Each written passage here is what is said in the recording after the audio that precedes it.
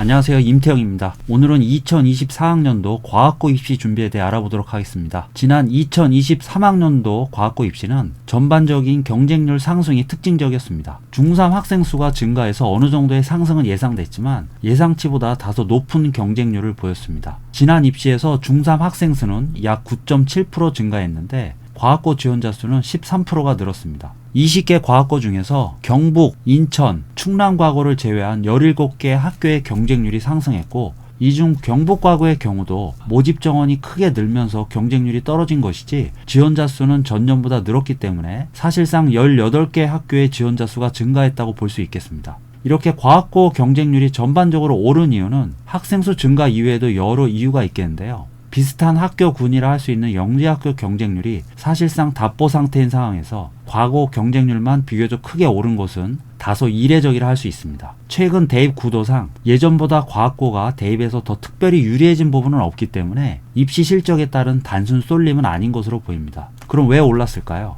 우선은 최근 대입 환경이나 취업 여건상 진로 방향을 중학교 때부터 이과 쪽으로 선택한 학생들이 전반적으로 많아진 이유가 있어 보이고요. 영재고 입시에 비해서 과거 입시는 고난도 문제풀이에 대한 부담이 상대적으로 적다 보니까 저학년 때부터 특별히 과거 준비를 안 했던 학생들도 중학교에서 수과학 내신이 잘 나오거나 해당 분야에 관심이 생기면서 뒤늦게 입시에 뛰어든 경우가 적지 않았던 것으로 보입니다. 실제로 입시 현장에서 학생들 만나보면 영재고 준비 없이 곧바로 과거 입시로 들어온 학생들이 예전보다 많아진 느낌입니다. 아무래도 최근 2, 3년 코로나로 인해서 중학교 학생들의 전반적인 학습량이 줄어든 상황이다 보니까 입시 준비가 조금은 더 수월할 수 있는 과거 쪽에 더 관심을 갖기 쉬웠다 하겠습니다. 다가올 2024학년도 입시는 중3 학생 수가 5% 정도 감소하기 때문에 이번 입시와 같은 경쟁률 상승은 쉽지 않을 전망입니다. 아직은 크게 떨어질 이유도 크게 오를 이유도 특별히 없기 때문에 학생 수 감소에 따른 약간의 하락 확률이 높고요. 이과 학생들이 늘어나는 영향으로 조금 오른다 해도 대체로 최근 경쟁률과 큰 차이는 없을 것으로 보입니다.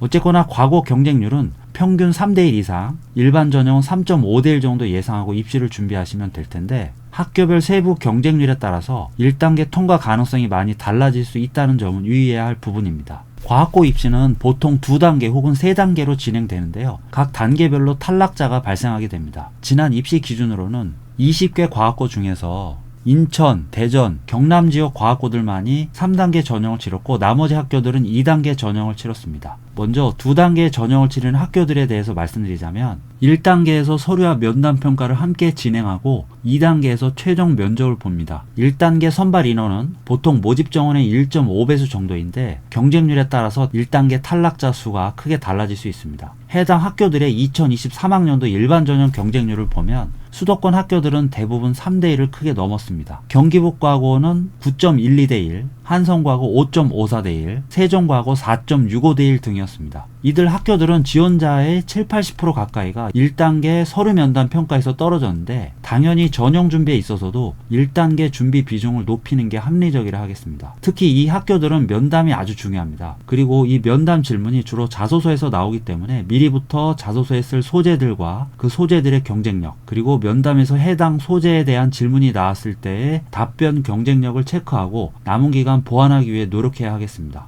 그리고 2단계 전형 학교 중에서 경쟁률이 3대1을 넘지 않는 일부 지방 과고들은 표면적으로는 1단계보다 2단계 경쟁이 더 치열하다고 볼 수도 있겠는데요. 최종 합격자 선발에서는 1, 2단계 결과를 종합하게 되고 이때 보통은 1단계 평가 비중이 더 높기 때문에 경쟁률과 무관하게 1단계 준비가 우선되어야 함에는 변함이 없겠습니다. 인천처럼 3단계 전형을 거치는 학교들은 면담을 치르기 전에 서류만으로 일부 학생들을 걸러내기 때문에 다른 과고들에 비해 내신이나 자소서가 다른 의미에서 조금 더 중요할 수 있습니다. 일단 서류가 안 좋으면 면담 기회 자체를 얻을 수 없다 보니까 서류 자체만으로도 어느 정도의 경쟁력을 보여줄 수 있어야 하겠습니다. 그리고 이들 학교들은 면담 대상자가 많지 않기 때문에 면담 시간이 길거나 좀 더 집중적인 면담 과정을 거치는 경우가 많다는 것도 알아두셔야 하겠습니다. 2단계 입시나 3단계 입시나 최종 면접에는 큰 차이가 없는데요. 수학과학 또는 인성 관련 문제를 3, 40분 정도 풀고 면접실에서 학생이 설명하는 형식입니다. 문항수가 많지 않기 때문에 정답을 맞추는 것에 초점을 둔다기보다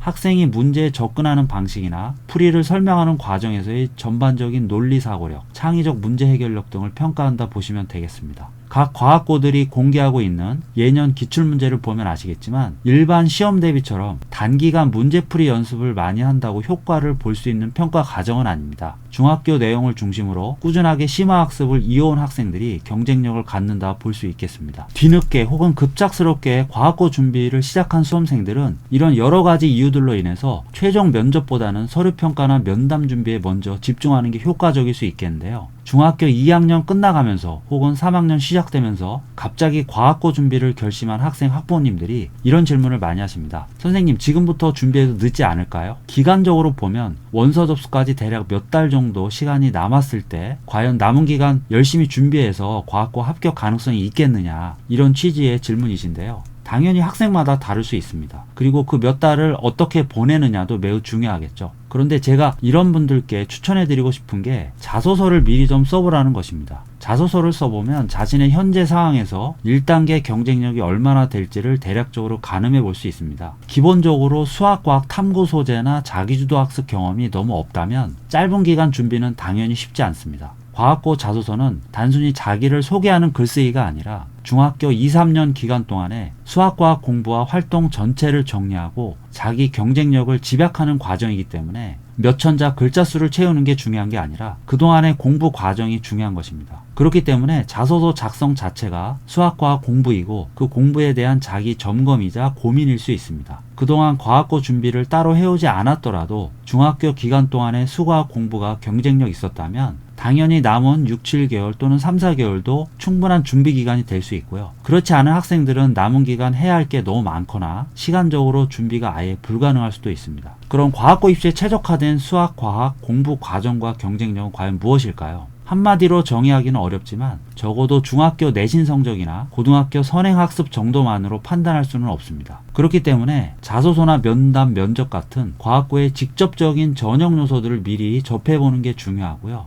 특히 그 중에서도 자소서 작성은 남은 기간 자신의 탐구력이나 수학과학 실력을 과학고 입시에 맞춰 최적화하는 출발점이 될 수 있겠습니다. 과학고 자소서 작성법이나 합격자 작성 사례 등에 대해서는 제가 그동안 많은 영상들을 올렸었는데요. 이 영상 더보기란에 모아서 링크를 걸어 드릴 테니까 필요하신 분들은 참고하시면 되겠습니다. 오늘 영상은 여기까지입니다. 감사합니다.